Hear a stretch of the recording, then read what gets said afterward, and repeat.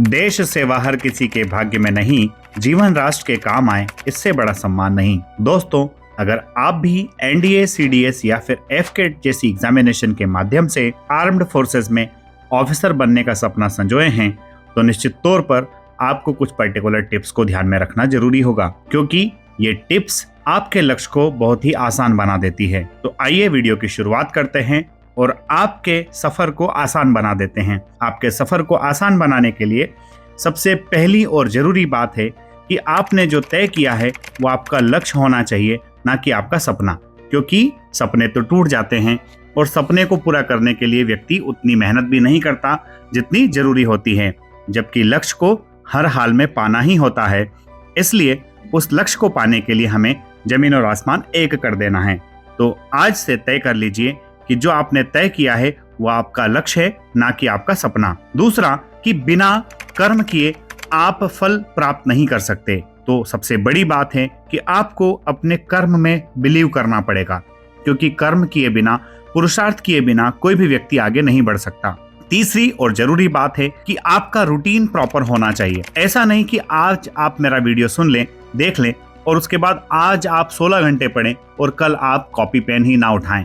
तो दोस्तों, आपका प्रॉपर रूटीन होना चाहिए और इस फिक्स रूटीन को अगर आप फॉलो करते हैं तो आप हर एक चीज को बराबर टाइम दे पाते हैं और साथ ही आप परेशानी से बच जाते हैं। चौथी बड़ी महत्वपूर्ण बात है कि आपको रीडिंग हैबिट्स डेवलप करना है।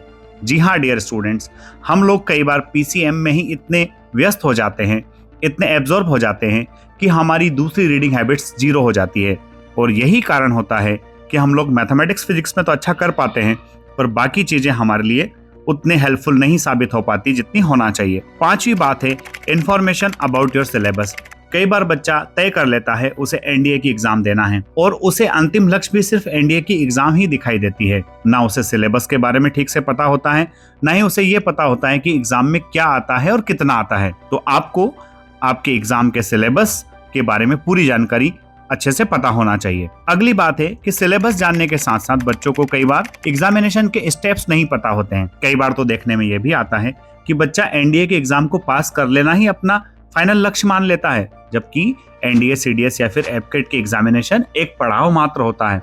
इसके बाद में आपका एसएसबी इंटरव्यू और एसएसबी इंटरव्यू के बाद में आपका मेडिकल और मेडिकल के बाद फाइनल मेरिट लिस्ट। तो आपको ये पता होना चाहिए कि कब आपकी एग्जाम होती है, कब एसएसबी इंटरव्यू आते हैं, मेडिकल में क्या क्या होता है और मेरिट लिस्ट कब आती है।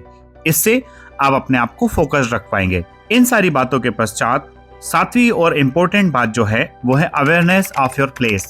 आप अपने प्लेस, आप जहां भी रह रहे हैं, आप जिस भी सिटी में रहते हैं, अगर आप दिल्ली में रहते हैं, कोलकाता रहते हैं या फिर आप इंदौर जैसे शहर में रहते हैं, आपके लिविंग प्लेस के बारे में आपको अवेयर होना बड़ा जरूरी है कि आपके शहर में क्या क्या सुविधाएं हैं, लोगों को क्या फायदे होते हैं और लोगों की क्या परेशानी है। क्योंकि फौज में जब आप जा रहे हैं एक ऑफिसर के रूप में, तो वहां भी कहीं ना कहीं आपको प्रॉब्लम ही तो सॉल्व करना है।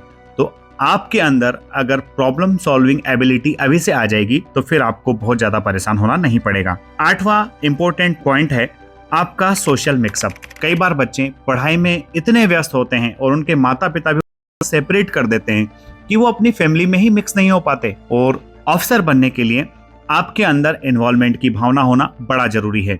इसलिए आप अपनी फैमिली के साथ साथ अपने नेबर्स या फिर क्लासमेट्स या फिर और भी दोस्तों के साथ सोशली मिक्सअप जरूर होइए। क्या चल रहा है, क्या हो रहा है, इन सब के बारे में आपको ठीक से पता होना चाहिए। नवी बात है आपके अच्छे दोस्त होना। जी हाँ डियर स्टूडेंट्स, मैंने एक वीडियो भी बनाया था कि आपका रूम पार्टनर आपके जीवन में क्या परिवर्तन ला सकता है।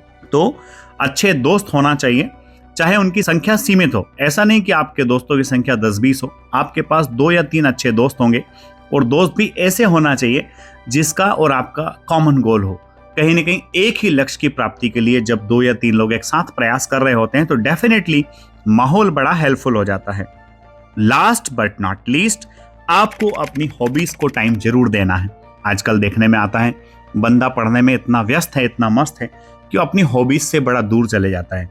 और दोस्तों, फौज तो होती ही युद्ध की तैयारी के लिए, तो ध्यान रखिए द टाइम ऑफ पीस और वॉर एक इंसान अपने आप को किस तरह से स्टेबल रख पाता है, उसके इस स्टेबिलिटी में उसके हॉबी का बड़ा रोल होता है। तो आप अपनी हॉबी को इनकलकेट कीजिए।